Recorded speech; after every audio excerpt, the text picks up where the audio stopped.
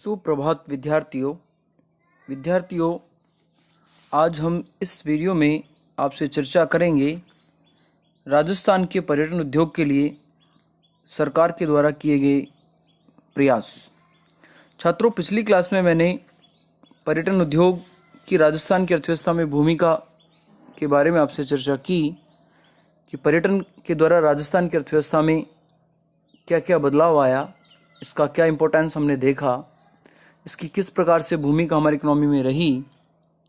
इस बात पे हमने विस्तार से चर्चा की आपसे, जिसमें रोजगार से संबंधी मुद्दे, संस्कृति कला विकास से संबंधी मुद्दे, स्थानीय लोगों को रोजगार, उनके कौशल में सुधार, अंतर्राष्ट्रीय व्यापार में वृद्धि, सौहार्द एवं सद्भावना का विकास होना, इस तरह के विषयों को लेकर हमने आपसे विस्तार पूर्वक इस पर बातें की थी।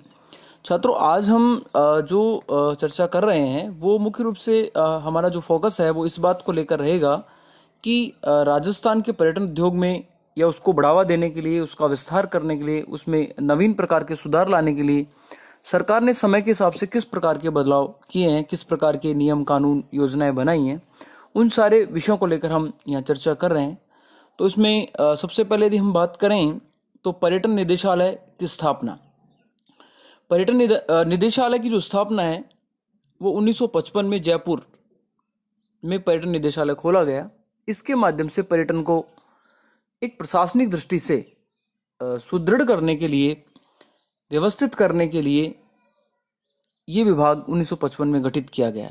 छात्रों, ये विभाग गठित करके राजस्थान को, मैंने पहले भी आपको चर्चा की थी कि राजस्थान का जो पर्यटन सर्किट है वो 11 सर्किटों में बांटा गया है, जिसमें इस प्रकार की प्रशासनिक व्यवस्थाएं की गई कि जैसे स्वर्णिम त्रिकोण जो पर्यटन के लिए विकसित किया गया, उसके अलावा मरु त्रिकोण, डेजर्ट जो ट्रायंगल है या गोल्डन ट्रायंगल है उसकी हम चर्चा करते हैं, या इसको पर्यटन को सुविधाजनक बनाने के लिए सर्किट बना दिए गए, अलग अलग जोन क्षेत्र बना दिए गए।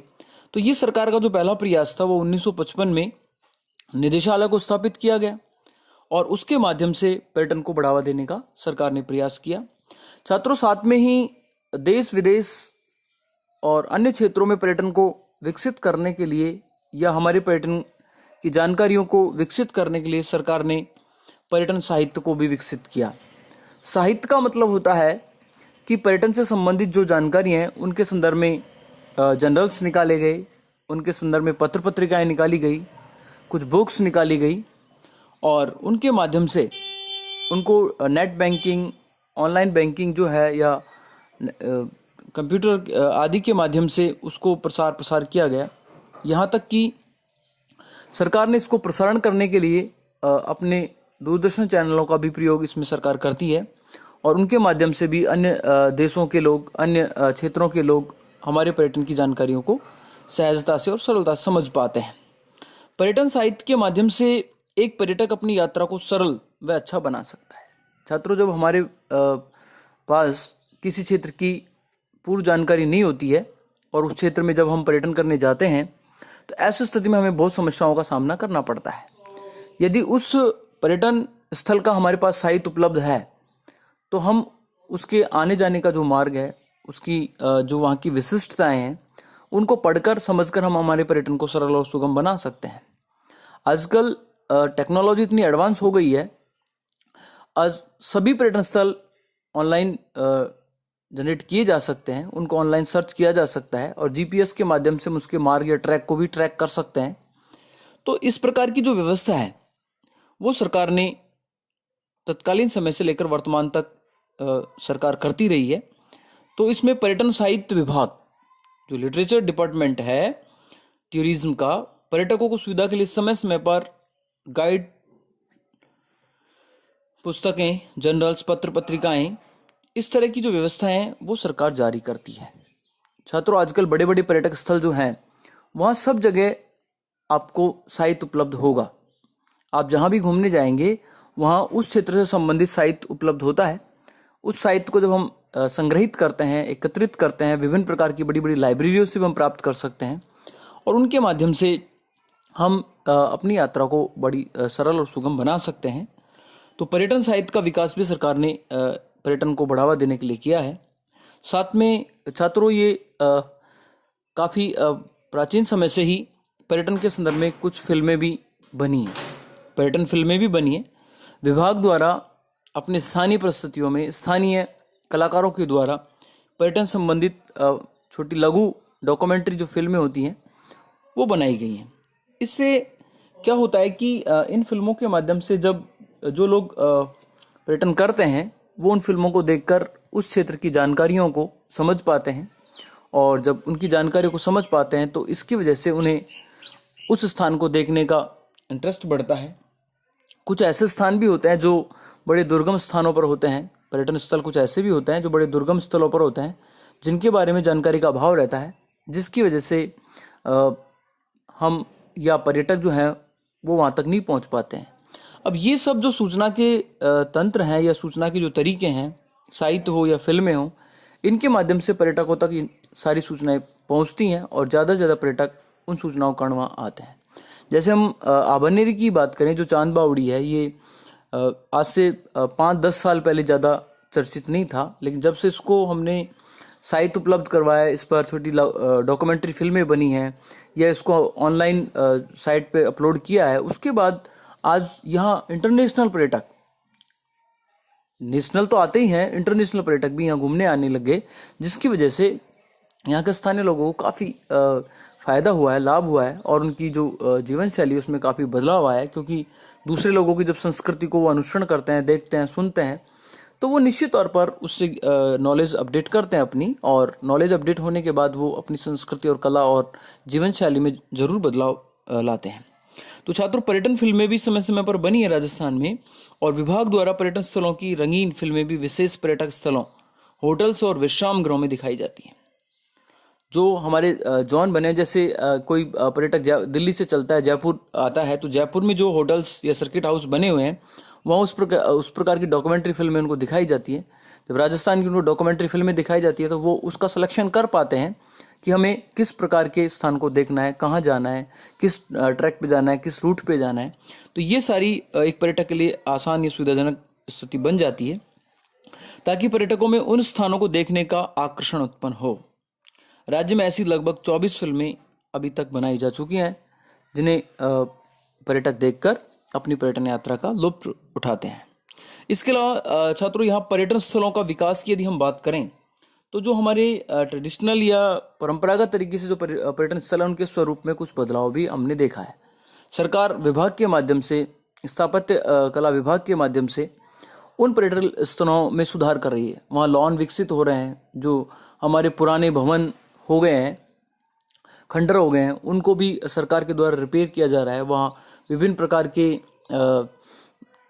ट्यूबवेल्स लगाकर फव्वारे लगाए जा रहे हैं। इसके अलावा जो वाटर पार्क हैं, उस तरह वाटर पार्क विकसित किए जा रहे हैं बच्चों के लिए। तो इस तरह की स्थितियां सरकार समय समय पर पर्यटन स्थलों के संदर्भ में करती रही है। इन स्थलों के रखरखाव, आवास एवं परिवहन सेवाओं का विकास पर्यटन विभाग द्वारा किया जाता है। विशेष तौर पर जब पर्यटकों के आने का समय होता है तब ऐसे कार्यों को गति दी जाती है। जैसे बारिश के दौर के बाद वहाँ सड़कें टूट जाती हैं, सड़कें, रास्ता खराब हो जाता है, तो उसके जैसे पर्यटक आने में असुविधा महसूस करते हैं, तो उन सड़कों का निर्माण भी विभागों द्वारा करवाया जाता है। और वहाँ की जो धर्मशालाएं, होटलें हैं, यहाँ के जो मोटल हैं, रेस्टोरेंट हैं, वो सभी प्रकार की साफ सफाई है, इस प्रकार की जो जिम्मेदारी वो सरकार की होती है या विभाग की होती है, उसके माध्यम से ये सारे कार्य करवाए जाते हैं। इसके अलावा प्रदर्शनियों का आयोजन, समय समय पर प्रदर्शनी लगाई जाती हैं। प्रदर्शनियों में जो म्यूजियम डेवलप किए जाते हैं, उनमें विभिन्न स्थानों की जो विशेषताएं, उनसे संबंधित जानकारियां उसमें लगाई जाती हैं। उनके चित्र बनाकर उनको प्रदर्शित किया जाता है। पेंटिंग्स बनाई जाती हैं, पेंटिंग्सों के माध्यम से भी उसको प्रदर्शित किया जाता है। साहित्य लगाया जाता है, साहित्यों के माध्यम से भी उसको प्रदर्शित किया जाता है। क्योंकि बड़े बड़े जो बुक लिटरेचर फेयर लगते हैं, मेले लगते हैं, बड़े मेले जो लगते हैं, उनमें भी इन चीज़ों को दिखाया जाता है, राजस्थान के पर्यटन के बारे में बताया जाता है। तो पर्यटकों को लुभाने के लिए, आकर्षित करने के लिए प्रदर्शनियों का आयोजन भी समय समय पर बड़े स्तर पर सरकार के द्वारा किया जाता है। पर्यटन निदेशालय की जो हम बात कर रहे हैं, जो 1955 में स्थापित किया गया था, उसके द्वारा समय समय पर पर्यटकों को लुभाने के लिए मेले और प्रदर्शनियां लगाई जाती हैं। इसमें नाटक और नुक्कड़ भी शामिल होता है। हमारी कला संस्कृति में हम विभिन्न प्रकार के नाटक नुक्कड़ करते हैं। जैसे कि आपको पता है राजस्थान तो वैसे भी कल्चर की दृष्टि से, संस्कृति की दृष्टि से बड़ा ही धनी राज्य है। यहाँ मरु महोत्सव लगता है, यहाँ थार महोत्सव होता है। इसके अलावा यहाँ ऊर्स का जो मेला लगता है अजमेर में, वो भी एक संस्कृति, कला और पर्यटकों के लिए आकर्षण का केंद्र होता है छात्रों। इसके अलावा जो सावन भादव की जो पदयात्राएं होती हैं वो भी पर्यटकों के लिए बड़ी आकर्षण की केंद्र होती हैं। इसके अलावा जो रामदेवरा मेला है, देशनोक में करणी माता का मेला है, ये ऐसे बड़े मेले हैं जो राजस्थान में लगाए जाते हैं। और इनसे प्रभावित होकर जो पर्यटक हैं, इनको देखने के लिए दूर दराज के जो पर्यटक हैं वो काफ़ी घूमने यहाँ आते हैं। तो ये प्रदर्शनियों और मेलों का जो आयोजन है, ये भी सरकार का प्रयास रहा है। सरकार इसको बढ़ावा देने के लिए इस प्रकार के प्रयास समय समय पर करती है। छात्रों, त्योहारों व मेलों का भव्य आयोजन, जो हम ऊपर वाले बिंदु में भी हम यही बात कर रहे थे कि मेले प्रदर्शनी लगाई जाती है। हमारे यहाँ पर त्यौहार और जो मेले हैं वो भी संस्कृति की एक अनुपम छटा है। आपको पता है कि जयपुर का जो तीज की सवारी है, तीज का जो मेला है, बड़े ही व्यापक स्तर पर लगता है। उसमें ताजी हमारे यहाँ तीज निकाली जाती है, उसकी सवारी निकाली जाती है। और उनको देखने के लिए भी दूर दराज के राष्ट्रीय अंतर्राष्ट्रीय जो पर्यटक हैं वो देखने के लिए हमारे यहाँ आते हैं। तो हम इस प्रकार के जो मेलों की बात कर रहे हैं, ये इसमें राजस्थान में आयोजित होते हैं। इसमें सरकार द्वारा स्थापित लोगों के बीच प्रतियोगिताओं का आयोजन किया जाता है। जैसे पश्चिम राजस्थान में थार महोत्सव, मरु महोत्सव, ऊष्ट महोत्सव, ऊँटों की सवारी, धोरों में ऊँटों की सवारी की जाती है, उसका भी पर्यटक बड़े उच्च कोटि में लुत्फ उठाते हैं। जैसे हम जो बात कर रहे हैं ग्रीष्म महोत्सव, ये ग्रीष्म महोत्सव जो है ये माउंट आबू सिरोही में लगता है छात्रों। और ये भी कंपटीशन में आपसे पूछा जाता है। थार महोत्सव जो है ये बाड़मेर में लगता है। मरु महोत्सव जो है ये जैसलमेर में लगता है, ये आपको ध्यान रखना है। थार महोत्सव बाड़मेर में आयोजित होता है और मरु महोत्सव जैसलमेर में आयोजित होता है। ऊँट महोत्सव जो है ये जोधपुर, जैसलमेर, यहाँ इन्हीं मेलों में ऊँटों की सवारी करवाई जाती है, ऊँटों की प्रतियोगिताएं करवाई जाती हैं। उनको देखने के लिए भी देश विदेश के पर्यटक आते हैं। इसके अलावा ग्रीष्म जो महोत्सव है ये सिरोही जिले में आयोजित होता है। गर्मी के समय सबसे अच्छा जो स्पॉट माना गया है वो ग्रीष्म महोत्सव माना गया है। इसके अलावा पुष्कर मेला बहुत ही बड़ा, सभी धर्मों का बहुत बड़ा मेला है। यहाँ लाखों की संख्या में पर्यटक आते हैं और बहुत ही विस्तार के तौर पर इसका आयोजन किया जाता है, जिसमें अनेक प्रकार के नाटक, नुक्कड़, कुछ इस प्रकार के खेल दिखाए जाते हैं, जिनको देखकर विदेशी जो पर्यटक है वो पूरा आनंद लेते हैं। छात्रों, इसके अलावा ये तो उस प्रकार के मेले हो गए। इसके अलावा कुछ पशु मेले भी लगते हैं। जयपुर के गणगौर और तीज की मैंने आपसे बात की। तीज की जो सवारी है वो भी जयपुर में बड़े व्यापक तौर पर निकाली जाती है। इसके अलावा भरतपुर में ब्रज महोत्सव जो है ये भरतपुर जिले में आयोजित होता है। और यहाँ भी होली के समय, फागुन जो मास आता है, फागुन के महीना जो होता है, फरवरी मार्च का जो महीना होता है, उसमें ब्रज महोत्सव चलता है। उसमें लोग जो है होली को बड़े ही व्यापक तौर पर कलरफुल तरीके से इसको मनाते हैं। तो ये भी आकर्षण का केंद्र है पर्यटकों के लिए। इसके अलावा पशु मेलों में झालावाड़ में चंद्रभागा मेला, ये राजस्थान का सबसे बड़ा पशु मेला है।